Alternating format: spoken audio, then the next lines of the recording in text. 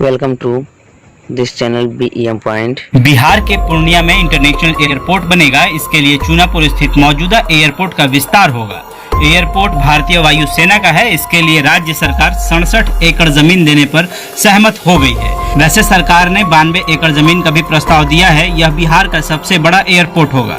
इसके लिए airport authority ने मास्टर प्लान भी तैयार कर लिया है।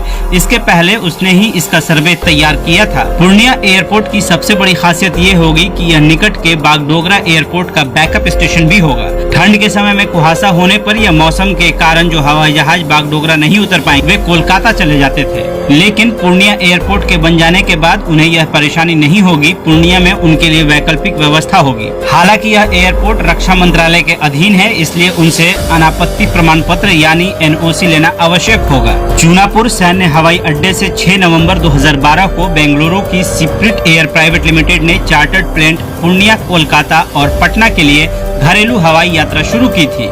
9 सीटेड प्लेन करीब 3 माह तक ही चली थी। कम रेवेन्यू आने के कारण दिसंबर में बंद हो गई थी। उस समय सप्ताह में 2 दिन विमान उड़ान भरती थी। पूर्णिया से पटना के लिए 3490 रुपए और पूर्णिया से कोलकाता के लिए 4990 रुपए किराया यात्रियों को देना पड़ता था। चूनापुर सैन्य हवाई अड्डा से आम नागरिकों के लिए हवाई यात्रा शुरू करने के लिए 6 सितंबर 2016 को मुख्य सचिव अंजनी कुमार सिंह और वाइस एयर मार्शल राजेश ईश्वर के बीच पूर्णिया सैन्य हवाई अड्डा से आम नागरिक के लिए घरेलू उड़ान शुरू करने पर सहमति बनी थी। इससे पूर्व भी लोगों के लिए पूर्णिया से सफर को सुगम करने के लिए चूनापुर हवाई अड्डे से पूर्णिया, कोलकाता और पटना के लिए हवाई यात्रा शुरू की गई थी। उस समय हवाई यात्रा से कम लाभ होने के वजह से कुछ माह चलने के बाद सेवा बंद कर दी गई।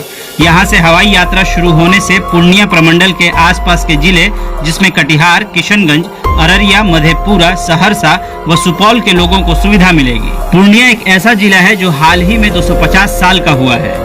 बिहार में पूर्णिया पहला ऐसा जिला है जिसने 250 साल पूरे किए, तो इसकी चर्चा मेनस्ट्रीम मीडिया से लेकर सोशल मीडिया तक हुई। इस जिले की 250वीं सालगिरह पर बॉलीवुड और कला जगत की तमाम हस्तियों ने बधाई भी दी। लेकिन इन दिनों पूर्णिया किसी और वजह से चर्चा में है। अब इस जिले की चर्चा एयरपोर्ट को लेकर हो रही है। सीमांचल के सबसे बड़े जिला पूर्णिया में एयरपोर्ट बनाने की मांग जोर पकड़ने लगी है। इसका फैलाव पूर्णिया समेत सीमांचल के अन्य जिलों में होने लगा है।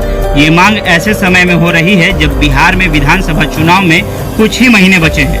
बहरहाल आइए इस पूरे प्रकरण को विस्तार से समझते हैं।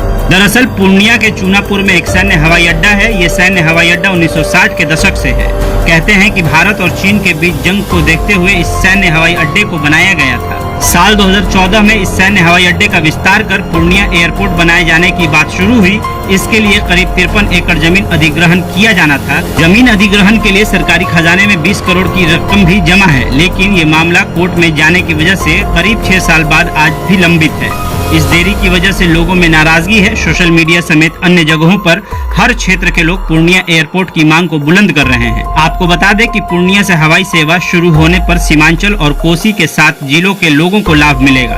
अभी उन्हें दिल्ली जाने के लिए बागडोगरा जाना पड़ता है। इससे पैसे के साथ समय भी ज्यादा लग जाता है। अब सवाल है कि इस मांग का बिहार की राजनीति पर क्या असर पड़ेगा।